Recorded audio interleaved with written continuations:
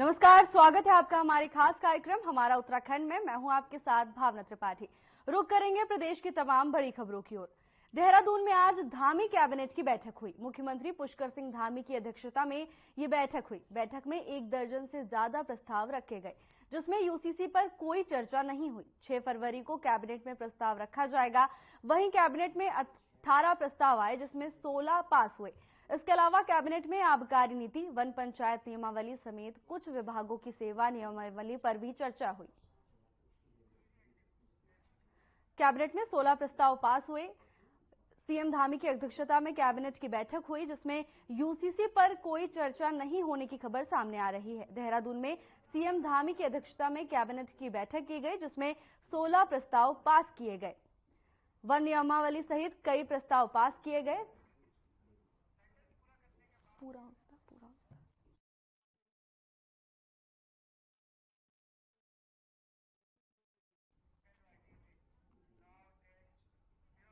आगामी लोकसभा चुनाव में शांति व्यवस्था स्थापित करने के लिए जिला प्रशासन के द्वारा संदिग्ध एवं आपराधिक प्रवृत्ति के व्यक्तियों को दिए गए शस्त्र लाइसेंस निरस्त करने एवं जमा करने की प्रक्रिया शुरू हो चुकी है। इसी प्रक्रिया के तहत खटीमा कोतवाली पुलिस ने नगर के पुराने हिस्ट्री शीटर गौरव सोनकर का शस्त्र लाइसेंस निरस्त किए जाने का नोटिस उसके घर पर चस्पा कर दिया है। कोतवाली क्षेत्र के एसएसआई अशोक कुमार ने जानकारी देते हुए बताया कि आपराधिक पृष्ठभूमि वाले व्यक्तियों के शस्त्र लाइसेंस निरस्त करने की प्रक्रिया के तहत कोतवाली पुलिस द्वारा वरिष्ठ पुलिस अधीक्षक को भेजी गई। रिपोर्ट के अनुसार खटीमा निवासी गौरव सोनकर के पूर्व आपराधिक रिकॉर्ड को देखते हुए उनका शस्त्र लाइसेंस निरस्त कर दिया गया है।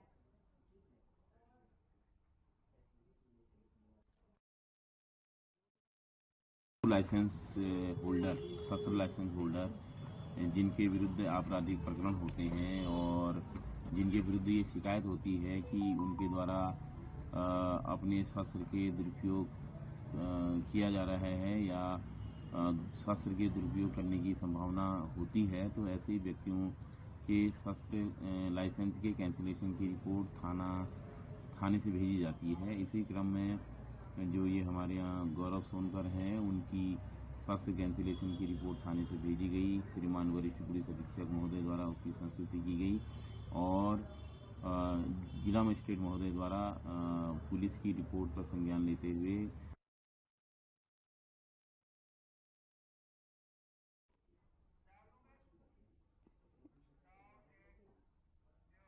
चमोली में बद्रीनाथ वन प्रभाग ने वन अग्नि सुरक्षा सप्ताह चलाया, जिसके तहत गांव-गांव और स्कूलों में जाकर जन जागरूकता के लिए गोष्ठियों का आयोजन किया जा रहा है। इसी क्रम में पश्चिमी पिंडर रेंज, थराली एवं देवाल में स्कूली बच्चों और आम नागरिकों को वन के साथ वन्य जीव जंतुओं और जैव विविधताओं को आग से सुरक्षित रखने की अपील की जा रही है। वन क्षेत्राधिकारी हरीश थपियाल ने बताया कि 1 फरवरी से 7 फरवरी तक पूरे रेंज क्षेत्र में वन अग्नि सुरक्षा सप्ताह मनाया जा रहा है, जिससे वनों को लगाई जाने वाली आग से बचाया जा सके।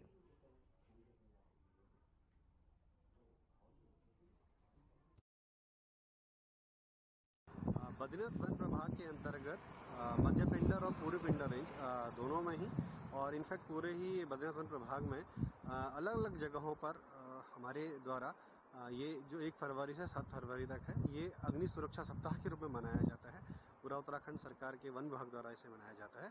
इसमें विभिन्न जगहों पर अलग अलग जगह गोष्ठियाँ की जा रही हैं। बालकों को, बच्चों को निबंध प्रतियोगिता और कला प्रतियोगिता के द्वारा या ये भाषण प्रतियोगिता के द्वारा लोगों को बीच में जागरूकता अभियान चलाया जा रहा है।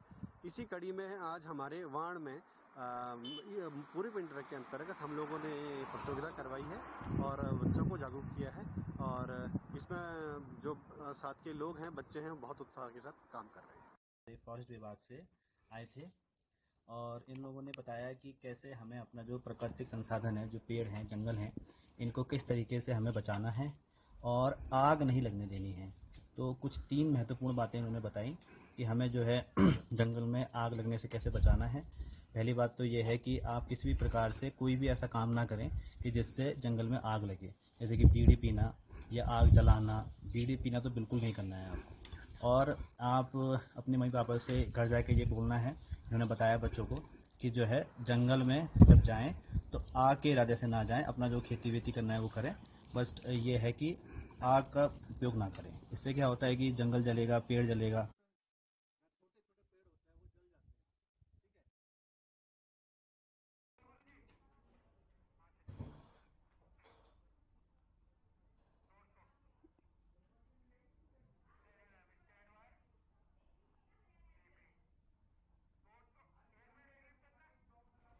सात फरवरी तक वन सुरक्षा अभियान चलेगा।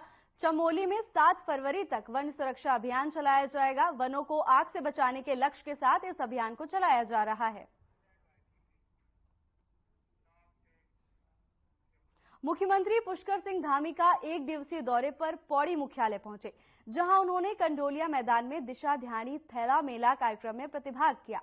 मेला कार्यक्रम के दौरान 800 करोड़ की 353 विकास योजनाओं का लोकार्पण और शिलान्यास किया जाएगा। वहीं रांसी स्टेडियम में महावीर चक्र विजेता राइफलमैन जसवंत सिंह और कमिश्नरी के समीप देश के प्रथम सीडीएस जनरल बिपिन रावत की प्रतिमा का भी अनावरण किया जाएगा।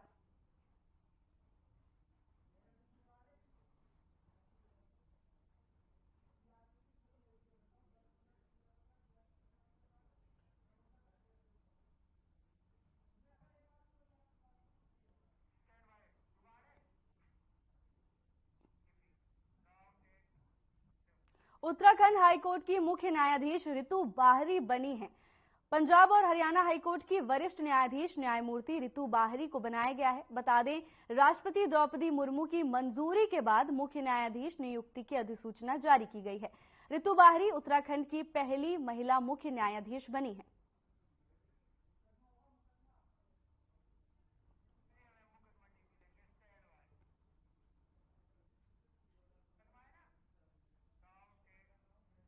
उत्तराखंड ब्यूरोक्रेसी से बड़ी खबर सामने आ रही है, जहां सीनियर आईएफएस अधिकारी सुशांत पटनायक पर मुकदमा दर्ज किया गया है। आईएफएस सुशांत पटनायक राज्य प्रदूषण नियंत्रण बोर्ड में सदस्य सचिव पद पर तैनात है। कुछ दिन पूर्व विभाग में ही तैनात युवती से छेड़छाड़ के आरोप में आईएफएस सुशांत पटनायक पर लगे थे। महिला की तहरीर पर 354 के तहत मुकदमा दर्ज किया गया था। राजपुर थाने में आईएफएस के खिलाफ मुकदमा दर्ज हुआ है। इस मामले की जांच देहरादून के जिला अधिकारी को भी सौंपी गई है।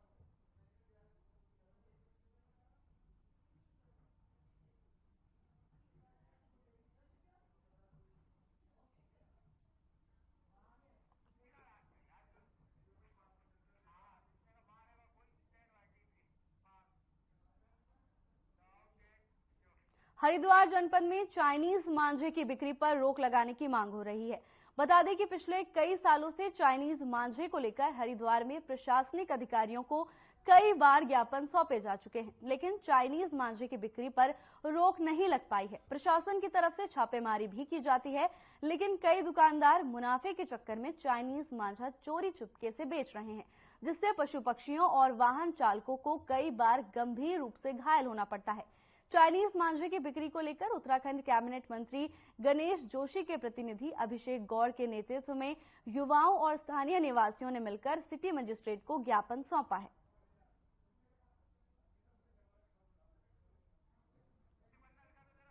चाइनीज मांझे के विरोध में हरिद्वार में ज्ञापन सौंपा गया है। चाइनीज मांझे से पशु पक्षियों और लोगों को काफी परेशानियों का सामना करना पड़ता है। खासकर सड़क दुर्घटनाओं में ज्यादातर चाइनीज मांझे का नाम भी सामने आता है, जिसको लेकर सख्त कार्रवाई की मांग की गई है।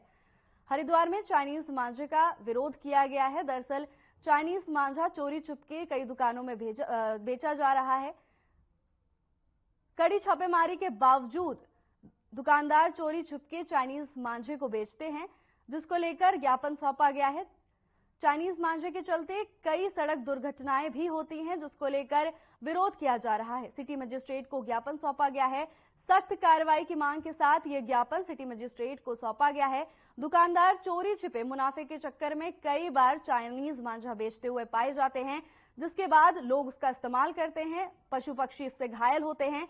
चाइनीज मांझे की वजह से कई बार सड़क दुर्घटनाएं भी सामने आती हैं। लोग गंभीर रूप से घायल हो जाते हैं। खासकर वाहन चालक गाड़ी चलाते समय चाइनीज मांझे का शिकार हो जाते हैं। कई बार पशु पक्षी चाइनीज मांझे से घायल हो जाते हैं, जिसको लेकर सख्त कार्रवाई की मांग की गई है। हरिद्वार में सिटी मजिस्ट्रेट को लोगों ने चाइनीज मांझे के विरोध में ज्ञापन सौंपा है। हरिद्वार में चाइनीज मांझे को लेकर विरोध किया जा रहा है। सिटी मजिस्ट्रेट को ज्ञापन सौंपा जा रहा है। कई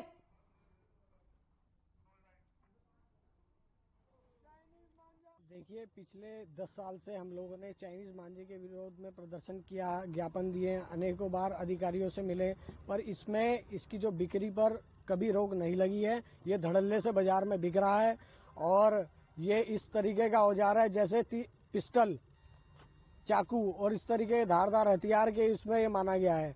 और सरकार ने, एनजीटी ने इस पे बैन लगाया है, फिर भी ये बाजारों में बिक रहा है। तो हमने एक ज्ञापन देकर सिटी मजिस्ट्रेट को ये मांग की है कि इसको पूर्णतः बैन किया जाए। आगामी बसंत पंचमी का उत्सव है और पतंगबाजी का प्रचलन है हरिद्वार जिले में, तो उस हरिद्वार में जगह जगह चाइनीज मांझा बिक रहा है। कुछ लोग खुलेआम बेच रहे हैं, कुछ लोग घरों से बेच रहे हैं। तो हम चाह रहे हैं इसको पूर्णतः बैन लगाया जाए। इसको लेकर आज हमने सिटी मजिस्ट्रेट को ज्ञापन दिया है। जैसे ये मुझे आज विभिन्न लोगों ने आके चाइनीज मांझे के संबंध में ज्ञापन दिया है और अपने ज्ञापन में बताया गया है कि यहाँ पे जो है वो चाइनीज मांझा जो है वो कतिपय व्यक्तियों के द्वारा विक्रय किया जा रहा है और चाइनीज मांझे के कारण कई दुर्घटनाएं हुई हैं और इस तरह से एक पोल्यूशन का भी ये हजार्ड है।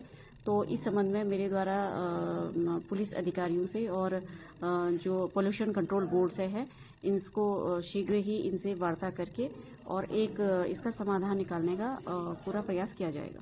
अन्य एनजीटी के भी आदेश हैं, तो इस तरह से जिन्होंने अवैध रूप से जो चाइनीज मांझे का जो स्टॉक कर रहे हैं या उसको बिक्री कर रहे हैं, ऐसे लोगों के विरुद्ध जो है वो सख्त से सख्त कार्रवाई की जाएगी।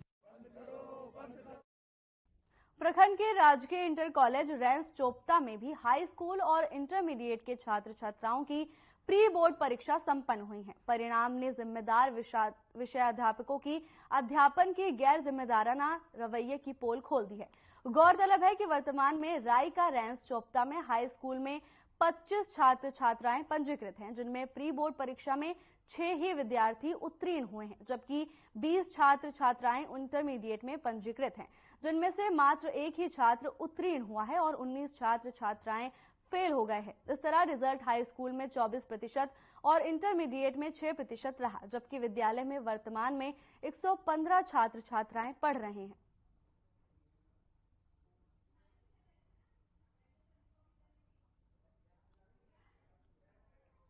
रेंस चोपता में स्कूल की पोल खुल गई है, जहां प्री बोर्ड परीक्षाएं, आपको बता दें बोर्ड परीक्षा जो होती है फाइनल जो बोर्ड के द्वारा कराई जाती हैं, उससे पहले प्री बोर्ड परीक्षा कंडक्ट की जाती हैं, जिसमें कई छात्र फेल हुए हैं। केवल 6 छात्र ही पास हो पाए हैं। ऐसे में ये बच्चे बोर्ड की परीक्षा कैसे फेस करेंगे, ये देखना होगा। 45 में से केवल 38 छात्राएं फेल हो गए हैं, केवल 6 छात्र छात्राएं ही पास हुए हैं। रेंस चोपता में अध्यापकों की बड़ी गैर जिम्मेदारी नजर आ रही है, जहां प्री बोर्ड परीक्षाएं बच्चे पास नहीं कर पाए।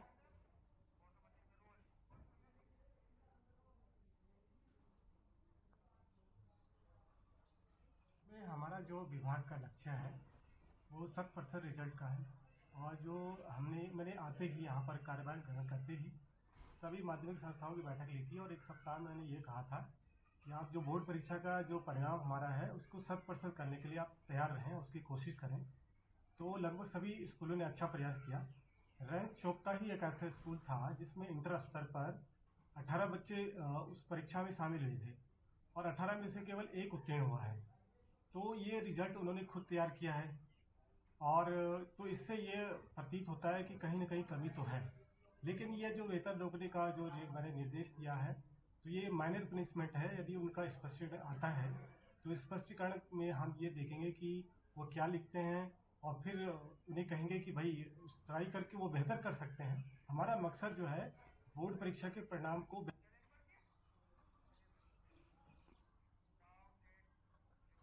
उत्तराखंड में फिर से मौसम में बदलाव आएगा। मौसम विभाग ने शनिवार और रविवार को बारिश और बर्फबारी का अनुमान जताया है। बता दें कि शनिवार शाम से कुछ पहाड़ी जिलों में बारिश और बर्फबारी के आसार हैं, जबकि रविवार को देहरादून, टिहरी, पौड़ी, हरिद्वार और अल्मोड़ा सहित नैनीताल, चंपावत और उधम सिंह नगर में ओलावृष्टि की आशंका जताई है। इसके साथ ही बारिश होने की भी संभावना जताई गई है। तो राज्य में एक बार फिर से मौसम के करवट बदलने की संभावना मौसम विभाग ने जताई है। देहरादून के कई इलाकों में बर्फबारी भी हो सकती है, जिसकी आशंका मौसम विभाग ने जताई है। अगर इस समय आप पर्यटन का सोच रहे हैं, बर्फबारी का लुत्फ उठाने का सोच रहे हैं, तो जरूर आपको देहरादून का दौरा करना चाहिए। राज्य में एक बार फिर से मौसम करवट बदल सकता है। मौसम विभाग ने आशंका जताई है कि राज्य में बर्फबारी हो सकती है।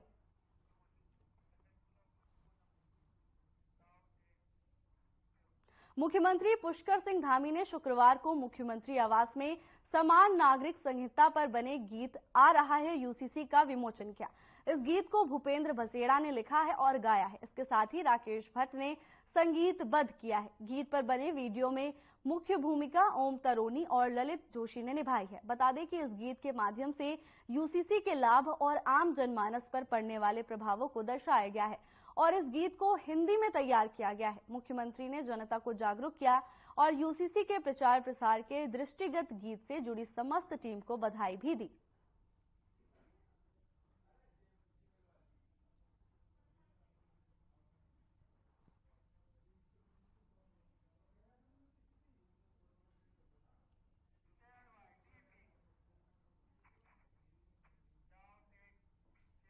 राजधानी देहरादून के मुख्यमंत्री आवास में यूसीसी की ड्राफ्टिंग कमेटी ने यूसीसी यानी यूनिफॉर्म सिविल कोड के लिए बनाए गए ड्राफ्ट को अब मुख्यमंत्री पुष्कर सिंह धामी को सौंप दिया है। वहीं यूसीसी के धरातल पर उतारे जाने की तैयारियों को देखते हुए मुस्लिम समुदाय भी समर्थन जताते हुए नजर आ रहा है। इस बात को लेकर उत्तराखंड वक्फ बोर्ड के अध्यक्ष शादाब शम्स ने कहा कि अभी तक की बातों के अनुसार माना जा रहा है कि इस ड्राफ्ट में सभी धर्मों की प्रथाओं के साथ कोई छेड़छाड़ नहीं की गई है, लेकिन विवाह करने के बाद सभी को अपने विवाह का पंजीकरण कराना होगा और मुस्लिम समुदाय में भी कोई किसी को घर में तलाक नहीं दे सकेगा। उसके लिए बतौर कानूनी प्रक्रिया का निर्वहन करना होगा।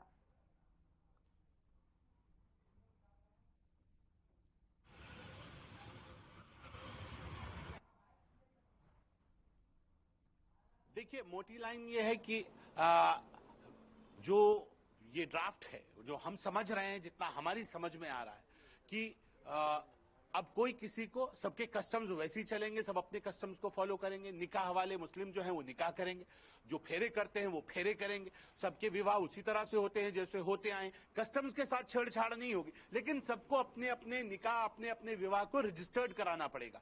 तलाक को भी कोई ऐसे घर में बैठ के तलाक नहीं दे पाएगा, अब घर में बैठ के निकाह नहीं कर पाएगा। अब उसे निकाह करने से पहले डॉक्यूमेंट्स के साथ उसे सबमिट करना पड़ेगा और तलाक के वक्त भी आपको पहले सूचना देनी पड़ेगी। अगर आप बिना सूचना के कुछ काम करते हैं तो फिर आपके खिलाफ कार्रवाई की लाइनें रहेंगी। तो इसलिए एक जैसा कानून सबके लिए आएगा। बहन बेटियों को अब और ज्यादा संरक्षण मिलेगा। तब बेटियों के हिस्से में और ज्यादा ताकत आई है कि अब बेटियों को, मुझे लग रहा है कि जो हम इस ड्राफ्ट में महसूस कर रहे हैं कि ऐसा होगा, मुझे लग रहा है कि बेटियों को और ताकत मिलेगी। अब जो बहुविवाह प्रथा है, शायद मुझे लगता है कि उसके ऊपर रोक लगे कि देश के अंदर एक जैसा कानून होगा तो लोग ज्यादा शादियां नहीं कर पाएंगे और किसी का जीवन आप घर में बैठ के अलग से निर्णय ले लें, वो नहीं हो पाएगा। उसके लिए आपको अनुमति लेनी पड़ेगी। तो उसके एक बहुत अच्छा कॉम्बिनेशन मुझे लगता है जो विकसित भारत की तरफ होना चाहिए, वो एक कॉम्बिनेशन होगा। मैं इसलिए युवा मुख्यमंत्री को पुनः बधाई देता हूं और उम्मीद करता हूं कि जल्द ये ड्राफ्ट कानून के रूप में प्रदेश के सामने आए, देश के सामने आए। धामी सरकार में वरिष्ठ आईएएस अधिकारी राधा रतूड़ी प्रदेश की पहली महिला मुख्य सचिव नियुक्त हुई हैं। उन्होंने विधिवत रूप से मुख्य सचिव पद की कमान भी संभाल ली है। बता दें कि वो उत्तराखंड में शीर्ष प्रशासनिक पद संभालने वाली पहली महिला हैं। अपने लंबे प्रशासनिक करियर के दौरान रतूड़ी कई महत्वपूर्ण पदों पर रही। राधा के मुताबिक मुख्यमंत्री का जो ये निर्णय है, निश्चित रूप से महिला सशक्तिकरण और नारी शक्ति का सम्मान है। प्रदेश सरकार महिलाओं के लिए राज्य भर में कार्यक्रम कर रही है। सरकार की योजनाएं महिलाओं को सशक्त और आत्मनिर्भर बनाने के लिए चलाई जा रही हैं। आईएएस अधिकारी राधा रतूड़ी ने कहा कि उत्तराखंड की बेटियां खुद को किसी से कम ना समझें। सभी बेटियों को अपना ऊंचा लक्ष्य रखना चाहिए। निश्चित रूप से उन्हें उनका मुकाम मिलेगा।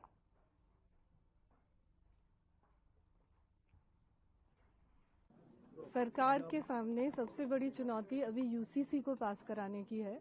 यूसीसी की जो एक्सपर्ट कमेटी बनी है वो 2 तारीख को माननीय मुख्यमंत्री जी को अपनी रिपोर्ट प्रस्तुत करेगी। उसको कैबिनेट में उसके बाद रखा जाएगा 3 तारीख को और 5 तारीख से 8 तारीख तक विधानसभा का विशेष सत्र होगा जिसमें यूसीसी का जो एक्ट है वो पारित किया जाएगा।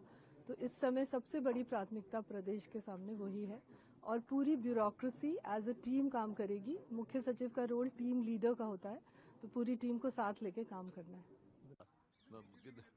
10 लाख से ज्यादा तो हमारे सदस्य हैं संगठन में, और क्या होता है, प्राइमरी मेंबर होते हैं और पीसीसी मेंबर बन चुके हैं, सारी कमेटियां बन चुकी हैं, मैनिफेस्टो कमेटी बन चुकी, आपकी और सारी कमेटियां बन चुकी हैं हमारी। अब जिले के प्रधान बनने कोई बन जाएंगे, बाकी संगठन तैयार है। हरियाणा की 10 सीटों पे गठबंधन की जरूरत है सर? नहीं, कांग्रेस खुद में सक्षम है। सर अरविंद केजरीवाल तो कह रहे हैं कि हम गठबंधन में लड़ेंगे, जींद में उन्होंने कहा कि मैं क्या कह रहा हूँ वो लिखो सुनो ना। सर कैप्टन सर ईडी जो चार्ज फ्रेम करने का मामला था एजेएल, उसमें आपके खिलाफ हाईकोर्ट चली गई है, पहले भी 2 बार कोई बात नहीं, तो चुनाव को लेकर ये तो कानूनी प्रक्रिया है इनके पास। मेरे को पूरा विश्वास है जुडिशरी। कैप्टन अजय यादव कह रहा है कि मेरा पार्टी में दम घुट रहा है क्योंकि जो इलेक्शन कमेटी की लिस्ट जारी की गई उसमें पिछड़ा वर्गों को अनदेखा किया गया। मैंने तो लिस्ट जारी नहीं करी, पार्टी ने करी, बाकी उनसे पूछो।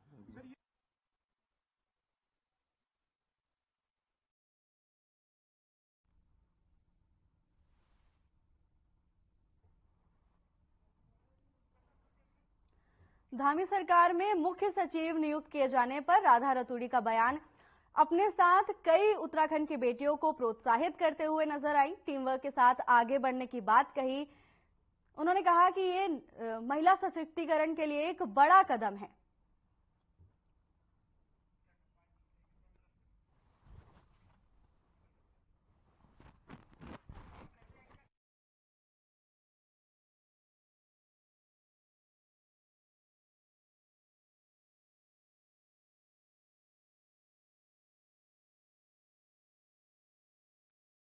पौड़ी सीएम के प्रस्तावित दौरे में जिलाधिकारी पर सरकारी मशीनरी का दुरुपयोग करने का आरोप लगाते हुए और विपक्ष की खबरों को छापने पर मीडिया पर दबाव बनाने का आरोप लगाते हुए कांग्रेस ने सूचना विभाग में जमकर प्रदर्शन किया।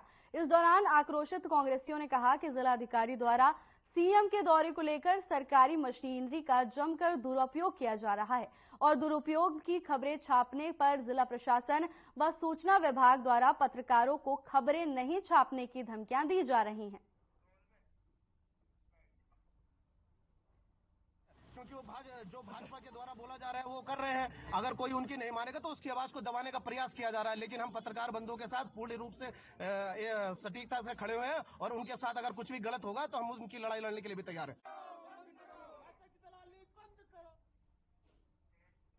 फिलहाल के लिए बस इतना ही। जल्द हाजिर होंगे नई अपडेट्स के साथ। नमस्कार।